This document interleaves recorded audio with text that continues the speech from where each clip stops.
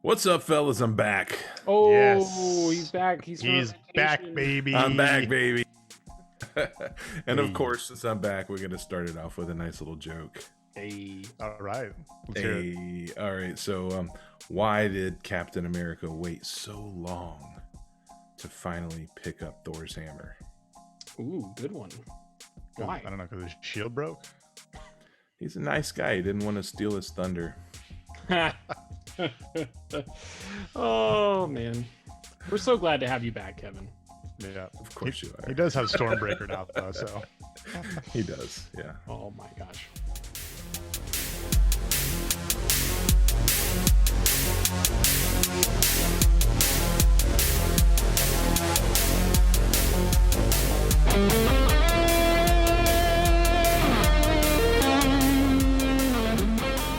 Welcome back, everybody, to another episode of the Real Heroes Show. You got Corey, Nick, and Kevin here, as always. If you guys are new to the channel, please go ahead and click that subscribe button and turn on your notifications so that way you don't miss any of our future videos. In today's episode, big time spoiler warning up front. We had the glorious pilot episode of the Falcon and the Winter Soldier that came out this past Friday, and we are going to go ahead, review, react, share our likes and dislikes, and make sure to stick all the way through to the end to hear our score out of 10 for the episode.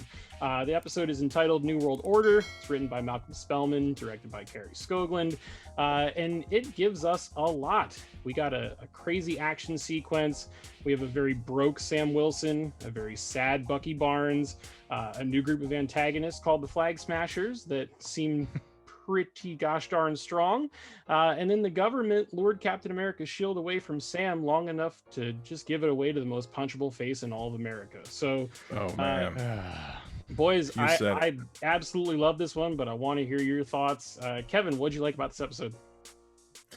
I liked the reality of it all. Okay. You know, this is Yeah. such a change from WandaVision, obviously, in tone and subject matter and, you know, cinematography, everything that you can think of.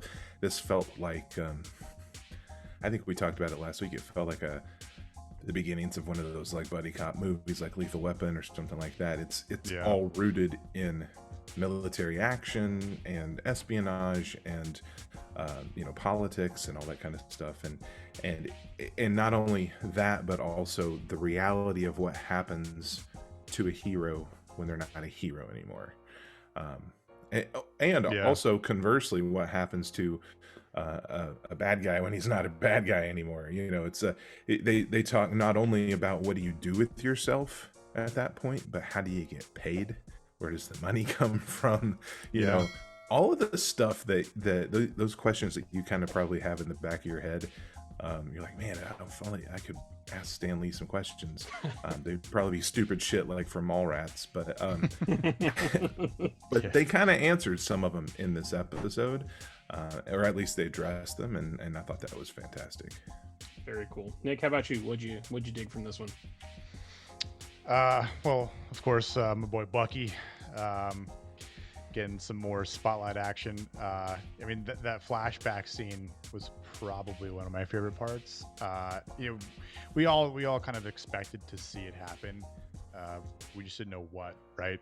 And when it has that sudden shift and you see the metal arm come through the wall, reach back, That and he was just so starts, badass. oh my god, and like he just starts murking everyone. And he's got the long hair, he's got the mask on, and I'm like, is that what I look like when I'm walking out in public these days? Hell Hydra. Because I'm like, it's like, man, I look like a badass when I'm like, walking on the black mask out in public. Like, you must have a mask to enter. Winter Soldier's going in, boys. This is Just now not officially as- the Nick Day Ego Hour. Yeah, ego's floating big right about now. I don't know if you know this, but I go to the gym a lot. Yeah. I gotta have, you know, It's my over there. flex with my metal arm. Yeah. But when he just, you know, has that subtle choke and then he goes, "Hail Hydra," Yeah. and of course the poor innocent bystander gets shot at the end, and but it's that connection that gets made to Yori, right? Mm-hmm. And just listen, old man's got game better than Bucky does. That was For real. hilarious, you know, and just the way the date sort of naturally happens. And you know, I mean, they played Battleship. Battleship was a great board game, you know, having some beers. It's kind of funny because she's like, yeah, wow, you can really drink. And he's just like, yep. Beers piled up. And just that whole scene where he's trying to stop the little cat hand, Yep. you know, moving. That was great. And it picks back up again. It's just like, all right, Bucky. That was a very like Wolverine-esque kind of Yes. moment right there. Yeah. Except he didn't like then stab it with a claw. Right. Yeah. I But almost you would have seen like one just just cut it off. I'm like, I don't know, it fell off. Great. But even like, she's like, why do you wear gloves? And he's like, I've got bad circulation. Yeah, right. And it's like, yeah, how are you going to say, well, I have a metal arm? Yeah. Yeah. So I happen Nick's to have a favorite thing. vibranium arm that came from Nick's Wakanda. favorite thing about this episode was the Winter Encompassing- Soldier. encompassing Mr. Sebastian Stan. Yeah. But There are other it's- characters. No, obviously, right? But it's just, it's. I mean, I got him on my wallpaper, on my phone, for Christ's sake. But Word, yeah. word. it's. I know you're aware, but the viewers are not. But anyway, the humanization. It was of inevitable. him- yeah, it was. It just like you were saying, how is life after the fact? He's having nightmares. The whole shrink conversation. You know, you're a terrible Making shrink. amends. You know, yeah, making amends. And the way he's doing it, and of course Yuri's on his list, and it is sort of like this Wolverine type, you know, moment where he's thinking about his past and how things are just so screwed up for him, and he's trying to, you know, battle it. He's ignoring Sam's text messages, like, you know, Sam is trying to be a buddy, trying to be there for him. Like they both lost, you know, their best friend. You know, they both lost Cap. So I think obviously that's and we know that's how they're going to come connected. But Yeah. I mean, obviously I really liked in how Sam, you know, his backstory kind of came into play too, right? But I don't want to steal all the thunder away from Sam either. So if that's something you're going to talk about, Corey, but So a little bit, and the thing that was my favorite thing about the episode kind of relates to both characters, but it's really kind of been the star of Phase 4 so far, and that's trauma. I mean, the fact that Marvel didn't just say, okay, well, Thanos is gone now, everything's back to normal and hunky-dory. I think that's amazing. Like the fact that they're really going in, they're examining what life is like post an event where they mention it multiple times in the episode, where billions of people have disappeared and then just came back, right? How does the world react to that? And the trauma really centers in, you know, with the two main leads. So you've got like Sam can't get a bank loan because he doesn't have a stipend from the Avengers anymore. He drives an old Dodge pickup truck. You know, like he's grieving the loss of Steve. The government basically tricks him into giving the shield up to think that it's going to go into the Smithsonian for an exhibit. And then at the end, he finds out that basically the government just wanted a white guy to be Captain America instead of a black guy, right? When you distill it down to that. So I thought that was wonderful. And then with Bucky, he's sleeping on the floor. Like he's acting like an ex-soldier. Yeah, like that's and exactly. and a A depressed lot of person. ex-soldiers end up doing that. Yeah, for sure. Yeah. You know, he's not It calling. was interesting. No, go ahead. Yeah. Sorry, it was interesting seeing. We talked last week, I think, Corey, you and I, about how Marvel is a bunch of real people pretending to be gods, and DC is a bunch of gods pretending to be people. And as I was watching Justice League over the weekend, it really made me think about the fact that DC, all the DC characters have secret identities, but the vast majority of the Marvel characters don't. Yeah. Correct. And after the end of Far From Home, one fewer does. And at this point, Bucky's kind of one of the last few that actually has a secret identity.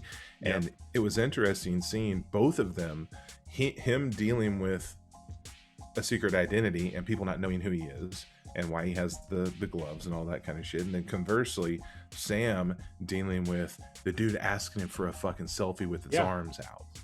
While he turned him down for a bank loan because he didn't get any income while he was blipped out of existence. Right. Yeah. Things have changed. It's like, that is the biggest shit thing you could say to someone who literally saved the universe, helped save the universe. Exactly. Fight against one of the most, powerful beings in existence. And this is how you treat them. Like, at that point, you should have said, screw the bank, screw the rules. I'm going to give you the loan. Like, because it's like he had the authority to do that. He just chose not to. But Absolutely. he wanted a stupid ass selfie, which was just insulting. Like also shows a lot of the integrity that Sam has, because he didn't just like go ask Pepper or any of the other fucking ridiculously rich people that he knows. Hey, Thor. I'm sure you got plenty of gold around. Is Asgardian currency like Bitcoin around here? Like, what's you got something, I'm sure. Well, it's like, of course he's off world. Whatever. What are you gonna do? Could have gone to Dr. Banner. Hit up Wakanda. It just there you go. He's got some friends in Wakanda for sure. Yeah, but like, listen, we just need some money. Like, again, like it's. I'd like that aspect a lot of, it's because he's like, we're not going to give up, and just the backstories, right? Like, I know it was a longer episode, and I know all these episodes are supposed to be long, which is great, and I know it wasn't super fast paced or anything like that, but I feel like for the fast pacing part, like that whole action sequence with Falcon was incredible, phenomenal. Oh, it's badass. Like, this is better than Top Gun or anything like that, really. It's just shit. And we got Batroc back, which was cool. George St. Pierre, there was a lot of cool lot of really cool moments. Red Wing has turned into a little murder bot and just kills a bunch of people. Red Wing was fucking badass, man. Red Wing kind of. That was so cool. Why did they bother with the whole chase sequence? He could have just said, "Hey, Red Wing, why don't you go kill those guys?" And the whole thing would have been done in like 5 seconds. Yeah, subtle, cool. I'm gonna send a small little, fighter jet bird thing and just blow up all these helicopters. Take the one guy out, or I'll swoop in, take the one guy out. And that's it. Done. So, but Nick, to your point, the pacing, it was a little bit slower of an episode in terms of action, but when the credits rolled, in my brain, I was like, no, there's no way it's over. We're only like 25 minutes in. And it was done already. And it was already 42 minutes had passed by. And I was like, okay, that's what we're going to get with this show. Yeah. So is there anything that you guys disliked from the episode? I think it's too early to say. There wasn't anything that I necessarily disliked. It is for sure an introduction to this idea. And I want to see them on screen together. I want to see them. Big time. If I have to put a finger on it, the one thing that I didn't like is that they actually called the new guy Captain America instead of calling him U.S. Agent or something like that. Yeah. That kind of pissed me off a little bit. That's the whole idea, I'm though. sure that you're supposed to hate it was him. intentional. Yeah, it was intentional. So, I don't like his face either, but whatever. Oh my God, yeah. When he winked, I was like, face. can Bucky just punch him in the face and just, end him? Yeah, just break his face, literally. That one guy that Bucky punched through the window of the car, he hit him very hard. He did. What? Oh man, that was so good. It's really good. It's like rule number 2. He's like, what was rule number 2 again? Don't hurt anyone, or don't kill anyone. Like, why isn't rule number 1 then? Like, but I didn't hurt anyone. It was great. Dialogue was great in this. Yeah, a lot of the dialogue was good. As far as maybe what I didn't like, I'd have to agree with Kevin. And into maybe the pace of it, where I thought that we would see them come together in the first episode, because we only get 6 episodes. Yep. Granted, they're a little longer, but that means these last, or the next 5 episodes, have to be well put together to have more of them together. Yeah. As that, you know, that buddy cop duo sort of thing, right? Like the tag team. And I would think that happens next episode, but Yeah, I think so. Just because of We'll the fact that it's only 6, I think that's where that's heading. Right. My dislikes, I took very long, copious notes on them. I wrote no Zemo, and it ended, and I have to wait till next week to watch it more. So, I was really a big fan of this one, more so than I thought I was going to be. So very happy with it. So let's wrap this guy up. Nick, out of 10, what would you give this one? I'll be a little bit generous and say maybe 8 out of 10. Okay, Kevin? Yeah. I was actually in the 7.5 ballpark. Yeah. Only because there like I said, there wasn't that much that I didn't like, but it just hasn't really kicked in full throttle just yet. We don't have the full story, and it's going to get a lot better. Okay. Yeah. Fair enough. It gave me everything I wanted so far from this series that I asked for in the preview episode. So I'm going 8.5. It's a strong start. And hopefully they only exceed it from there. So we averaged an 8. Yeah, we averaged an 8 for a pilot, which for the table setting episode, that's pretty damn good. So not bad at all. touche, Kevin Feige, you sly son of a bitch. Cool. Right. So that's gonna wrap things up for this episode, guys. We would love to hear your thoughts in the comments below. What'd you think of this episode? Did you like the slower pace and kind of getting to know these characters a little bit more, or are you ready for more of that high octane action? Definitely let us know. We'd love to hear from you. And as always, please make sure to like the video, subscribe to the channel, turn on your notifications so that you never see more. This week we're flip-flopping between Marvel and DC. We got this review, we got a Justice League review, some theories for this show, and then some discussion on where we think the Snyderverse could or should or would go if they decided to greenlight it. So definitely make sure to stay tuned to the channel. And until next time, we'll see you guys in the next video.